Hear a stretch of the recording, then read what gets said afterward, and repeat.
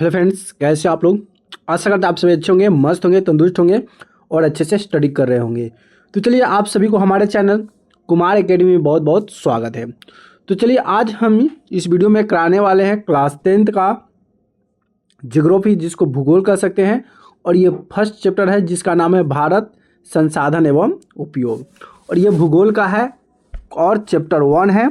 और इस चैप्टर 1 में जितने भी ऑब्जेक्टिव, सब्जेक्टिव, लघु उत्तरीय क्वेश्चन होंगे, अति लघु उत्तरीय क्वेश्चन होंगे, सभी क्वेश्चन आपको इस वीडियो में हम करा देंगे। ठीक है, तो वीडियो को लास्ट तक जरूर देखिएगा। चैनल को सब्सक्राइब नहीं किया तो चैनल को सब्सक्राइब जरूर कर लीजिएगा और हमारे व्हाट्सअप चैनल पर भी जुड़ जाइएगा। ठीक है, अगर बच्चे एनसीईआरटी पढ़ना चाहते हैं तो हमारे चैनल एसएसटी मास्टर माइंड को भी ज्वाइन कर सकते हैं। उसका वीडियो का लिंक आपको हमारे डिस्क्रिप्शन में मिल जाएगा। तो चलिए, यहाँ से वीडियो को स्टार्ट करते हैं। सबसे पहले हम बात कर लेते हैं कि संसाधन के बारे में। संसाधन क्या है, तो बात करें संसाधन की, जैसे कि आपको अभी हम बता रहे हैं, आपके पास मोबाइल है तो आप कुछ चीज़ किसी से सीख रहे हैं तो भी क्या है, संसाधन है। आप भी क्या है, संसाधन है। तो संसाधन की बात करें तो यहाँ पे सामान्य तौर मानवीय उपयोग में आने वाले वस्तुएं संसाधन कहलाती है। मानवीय उपयोग यानी मानव के उपयोग में, जैसे कि हमारे उपयोग में क्या आया, मोबाइल आया, हमारे उपयोग में कैमरा आया, डाटा आया, तो डाटा तो ये सभी संसाधन है। हम आपको बता रहे हैं तो हम भी क्या है, संसाधन है। जैसे कि यहाँ पे भूमि हो गया, मृदा हो गया, जल, वायु, खनिज, जीव, प्रकाश इत्यादि, ये सभी क्या कहलाता है, ये सभी संसाधन कहलाते हैं। वर्तमान परिवेश में सेवाओं में भी संसाधन माना गया है, जैसे कि गायक हो गया, कवि हो गया, चित्रकार हो गया इत्यादि, ये सभी भी तो सेवा कहते हैं। कोई चीज़ का सेवा प्रदान करते हैं, इसीलिए ये सब क्या कहलाएंगे, संसाधन कहलाएंगे। वस्तुतः साधन का अर्थ बहुत ही व्यापक होता है। तो यहाँ से संसाधन आपको समझ में आ गया। अगला है संभावी और संचित कोश संसाधन में अंतर स्पष्ट करें। आपको कह रहा है कि संभावी संसाधन क्या होता है और संचित कोश संसाधन क्या होता है, इसके बारे में कंठस्थ करना है। तो देखिए, संभावी संसाधन की अगर बात करेंगे तो ऐसे संसाधन जो किसी क्षेत्र में मौजूदा होते हैं उसे उपयोग में लाए जाने की संभावना रहती है, जिसका उपयोग अभी तक नहीं किया गया है। जैसे हिमालय क्षेत्र का खनिज है, अधिक गहराई में होने के कारण यह दुर्गम है, मतलब बहुत गहरा है, यहाँ पे कोई नहीं जा सकता। तो ये संभावी संसाधन है, मतलब कभी भी यहाँ पे खनिज लाया जा सकता है। ठीक है, एक संभावना है। अब आता है संचित कोश संसाधन। ये क्या होता है, तो संचित कोश संसाधन वास्तव में ऐसे संसाधन भंडार की अंश होता है जिसे उपलब्ध तकनीक के आधार पर प्रयोग में लाया जा सकता है, किंतु इनका उपयोग आरंभ नहीं हुआ है। जैसे नदी का जल भविष्य में जल का विद्युत के रूप में प्रयोग हो सकता है। जैसे कि नदी का जल है तो नदी को जल को संचय कर लेंगे, संचय करने के बाद उससे क्या हो सकता है, विद्युत में बनाने में काम आ सकता है, यानी कि बिजली बनाने में। चलिए, नेक्स्ट क्वेश्चन यहाँ से आपके पास ये है कि संसाधन क्या पूछा, संसाधन संरक्षण की उपयोगी को लिखे, मतलब संसाधन संरक्षण के क्या क्या उपयोग है। तो सभ्यता एवं संस्कृति में विकास के संसाधन अहम भूमिका होती है, किंतु संसाधनों का विवेकपूर्ण अतिश उपयोग विविध सामाजिक, आर्थिक, संस्कृति एवं पर्यावरणीय समस्याओं को जन्म देती है। इन समस्याओं का समाधान हेतु विभिन्न स्तर को संरक्षण की आवश्यकता होती है। और चौथा क्वेश्चन है कि संसाधन निर्माण में तकनीकी क्या भूमिका है, स्पष्ट करें। संसाधन जो निर्माण किया जाता है उसका तकनीकी क्या है। तो अगर तकनीकी की बात करें तो संविधान निर्माण में तकनीकी की भूमिका अत्यंत ही महत्वपूर्ण होती है, क्योंकि अनेक प्राकृतिक प्रदत्त वस्तुएं जब तक संसाधन का रूप नहीं लेती तब तक किसी भी विशेष तकनीक द्वारा उन्हें उपयोगी नहीं बनाया जा सकता। जैसे कि नदी के बहते जल से बिजली उत्पन्न करना, बहती हुई वायु से पवन ऊर्जा उत्पन्न करना, भूगर्भ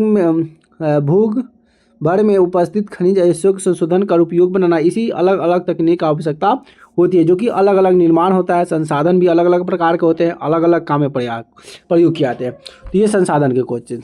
अब यहाँ से आपके पास आता है दीर्घ उत्तरीय। दीर्घ उत्तरीय जो होता है थोड़ा सा बड़ा क्वेश्चन होता है।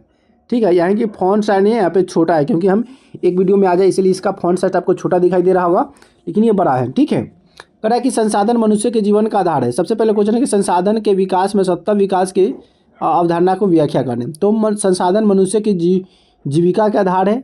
जीवन की गुणवत्ता बनाए रखने के लिए संसाधन सतत विकास की अवधारणा अत्य आवश्यक है। संसाधन प्रकृति प्रदत्त उपहार है और ये अवधारणाओं के कारण मानव इनका अंधाधुंध दोहन किया जाता है, जिसके कारण पर्यावरणीय समस्या भी उत्पन्न हो गई है। व्यक्ति को लालच जिप्सम में संसाधन का तीव्र दोहन कर संसाधन का भंडार में चिंतनीय ह्रास ला दिया है। संसाधन का केंद्रीकरण खास लोगों के हाथ में आने से समाज दो स्पष्ट भागों में संपन्न वित्र बढ़ जाता है। संपन्न लोगों के द्वारा स्वार्थ के वशीभूत होकर संसाधन का विवेकहीन दोहन किया गया, जिससे कि विश्व परिस्थितियों में घोर संकट की स्थिति उत्पन्न हो गई, जैसे कि भूमंडलीय ताप, ओजोन, आवश्यक पर्यावरण प्रदूषण, अम्ल और वर्षा इत्यादि। इस तरीके जो होता है संसाधन का विकास सतह बहुत आवश्यक है। अगला क्वेश्चन है कि स्वामित्व के आधार पर संसाधन के विभिन्न रूपों को वर्णन कीजिए। मतलब स्वामित्व के आधार पर जो संसाधन के वर्ण है ना, इसकी इस तरह का है। एकदम VVI क्वेश्चन है, मोस्ट इंपोर्टेंट क्वेश्चन है, ध्यान से देखते रहिए। ऐसे ऐसे क्वेश्चन एग्जाम में टकराते हैं। क्या बोला कि स्वामित्व के आधार पर संसाधन 4 प्रकार के होते हैं। कौन कौन होता है? पहला होता है व्यक्तिगत संसाधन, सामुदायिक संसाधन, राष्ट्रीय संसाधन और अंतर्राष्ट्रीय संसाधन। सबसे पहले व्यक्ति संसाधन की बात करें तो व्यक्ति के द्वारा जो हमें अपने दैनिक जीवन में मनुष्य के द्वारा जो भी हमें चीज़ उत्पन्न होता है, प्राप्त होता है, वह व्यक्तिगत संसाधन कहलाता है। जैसे कि इसमें दिया हुआ है, जिसके बदले में सरकार के लगान भी चुकाते हैं, जैसे कि भूखंड, घर, अन्य जायदाद संसाधन है जिस पर लोगों की निजी स्वामित्व है। निजी मतलब अपना अधिकार होता है। बाग बगीचा, तालाब, कुआं आदि ऐसे भी संसाधन है जिन पर हम निजी स्वामित्व रखते हैं। ठीक है, मतलब व्यक्ति का अधिकार होता है, उसमें सरकार का अधिकार नहीं होता। मान लेते हैं कि बगीचा है, बगीचा में क्या लगाना है नहीं लगाना है वो मेरा अधिकार है, वह निजी चीज़ है। ठीक है, तो ये व्यक्तिगत संसाधन होता है। अब आता है सामुदायिक संसाधन। सामुदायिक संसाधन किसी खास समुदाय अधिक होती है जिनका उपयोग समूह के लिए सुलभ होते हैं। गांव में चारण भूमि, शमशान, मंदिर, मस्जिद, परिसर, समुदाय भवन, तालाब आदि। तो ये सभी जो चरण दर चरण जो बात करिए, भूमि हो गया, शमशान, मंदिर, मस्जिद होता है, ये सामुदायिक संसाधन है। इसमें संसाधन कोई खास व्यक्ति नहीं जाता है, कोई एक व्यक्ति नहीं जाता है, सभी लोग जाते हैं। मंदिर में सभी जाने की इजाज़त है, कोई खास व्यक्ति का नहीं है, सभी मंदिर में जा सकता है। मस्जिद में मस्जिद वाले लोग सब जा सकते हैं। तो ये सामुदायिक है, बहुत सारे ग्रुप होता है जो जाता है। भवन हो गया, तालाब हो गया। नगरीय क्षेत्रों में इस प्रकार का संसाधन सार्वजनिक पार्क हो गया, पिकनिक स्थल हो गया, खेल का मैदान, मंदिर, मस्जिद, गुरुद्वारा, इस सभी जो होता है ये सर्वसुलभ होते हैं, यानी कि सामुदायिक संसाधन कहलाते हैं। अगला है इसका कि राष्ट्रीय संसाधन। कानून तौर पर देश या राष्ट्र के अंतर्गत सभी उपलब्ध संसाधन राष्ट्रीय हैं। देश के सरकार को वैधानिक हक है कि वे व्यक्तिगत संसाधनों का अधिग्रहण आम जनता के हित में कर सकती है। उसके बाद अंतर्राष्ट्रीय संसाधन। ऐसे संसाधन का नियंत्रण अंतर्राष्ट्रीय संसाधन होती है। तट रेखा के 200 मीटर दूरी छोड़कर खुले महासागरीय संसाधन पर किसी देश के अधित्व नहीं होते। ऐसे संसाधन का उपयोग अंतर्राष्ट्रीय संस्थाओं को सहमति से किसी राष्ट्र द्वारा किया जा सकता है, वह अंतर्राष्ट्रीय संसाधन कहलाता है। मतलब दूसरे देशों की सहायता से मिलकर, और वो क्या करता है, अपना कुछ कारोबार या कोई चीज़ का देश विदेश से मतलब संपर्क रखता है, वो भी हमारा क्या कहलाता है, संसाधन कहलाता है। कैसे संसाधन? अंतर्राष्ट्रीय संसाधन। चलिए, यहाँ से कुछ क्वेश्चन आपका पर्यावरणीय है, परियोजना कार्य के लिए है। ठीक है, जो आपको खुद करना है। परियोजना कार्य क्या कह रहा है कि विद्यालय में विषय शिक्षक से मिलकर एक संगोष्ठ आयोजन करें जिसमें उपयोग में आने वाले संसाधन संरक्षण के उपाय पर चर्चा करें। तो आपको क्या करना है, आपके पास बुक होगा, बुक को बढ़िया से पढ़ लीजिएगा। बुक के पढ़ने के बाद आपको एक क्या करना है, चार्ट पेपर लेना है और चार्ट पेपर में आपको मिलकर बच्चों के साथ शिक्षक से उसको अपना काम करना है।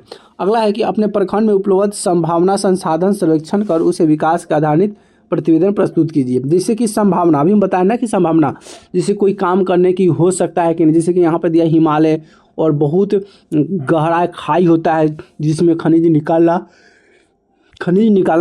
असंभावी है। मतलब संभावना है कि वह वहाँ पे हो सकता है, लेकिन संभावना है, लेकिन हो सकता है कि नहीं, जरूरी नहीं है।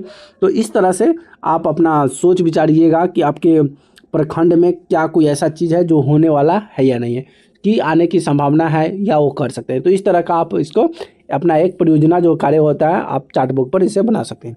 तो चलिए फ्रेंड्स, यहाँ से आपके जितने भी चैप्टर 1 के थे क्वेश्चन आंसर, सभी क्वेश्चन में आंसर मैंने आपको यहाँ पे करा दिया।